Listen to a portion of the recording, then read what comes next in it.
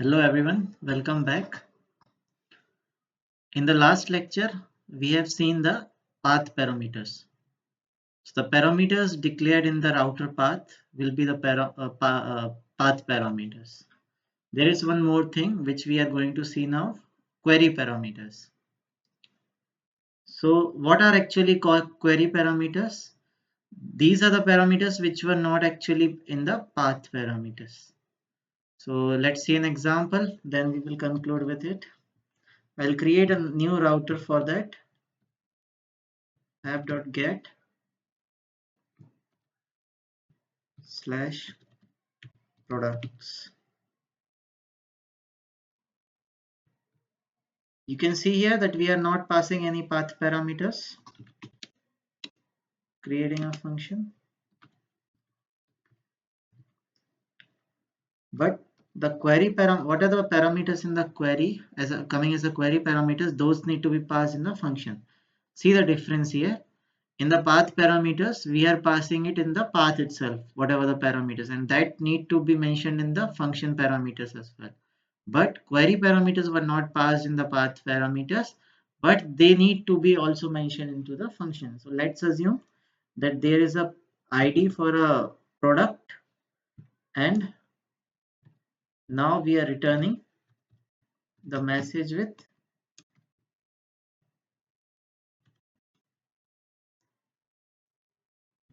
again it's an F string product with an ID,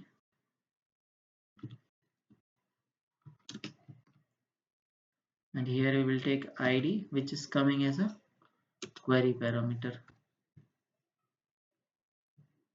This will be okay. Now let's save it and see what will see our application shutdown complete. Now it's startup also completed. Now let's go back to the browser. We will copy this endpoint, control C. Let me go back.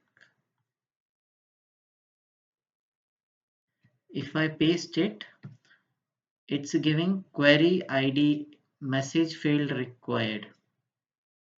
Input is null. So it's expecting the query parameters. Let's try to pass those parameters here as we pass it path parameter. Let's assume I'll say 100. It's saying not found. That is obvious. So how the query parameters need to be passed, that I'll show you now.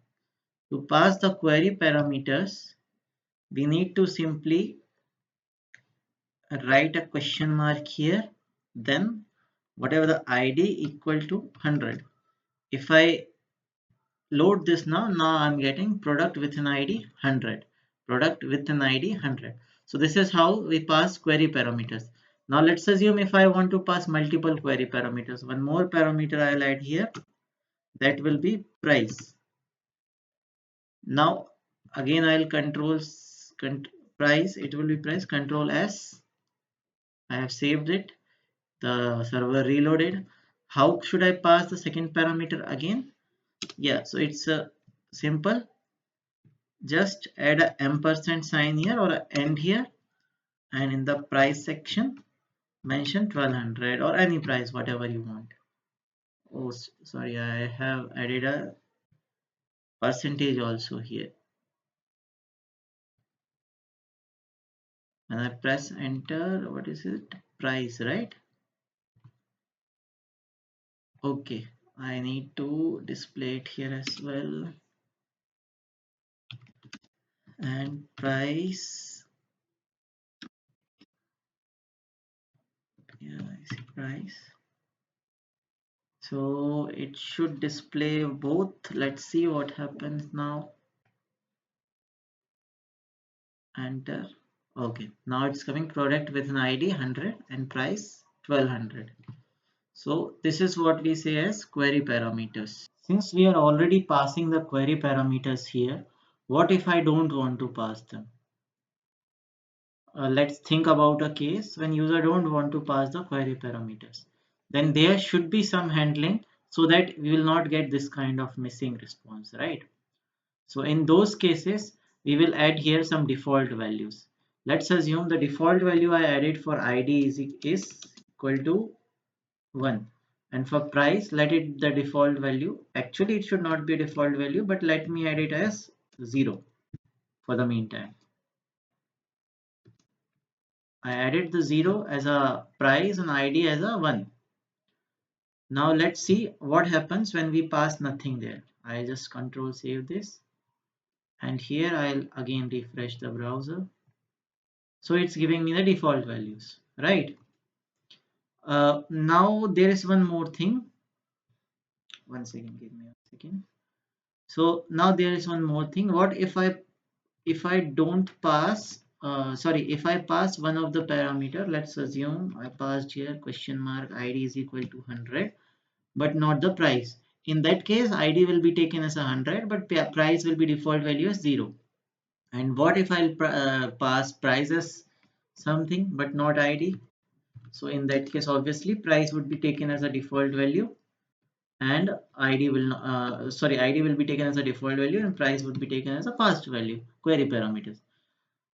Now what if I want to restrict these, the type of these parameters also? That can also be done. So for that we will just simply add integer here, and for price also we will add, since it is an int type, so we can add integer here. Now when I save it, try to run it, obviously it will give me the result, this result itself. What if I pass here instead, in case of price I'll pass my name as Parag? What will happen then? So input should be a valid integer. So like this we can add the restriction of variable types as well. Thanks for watching this lecture. See you in the next lecture.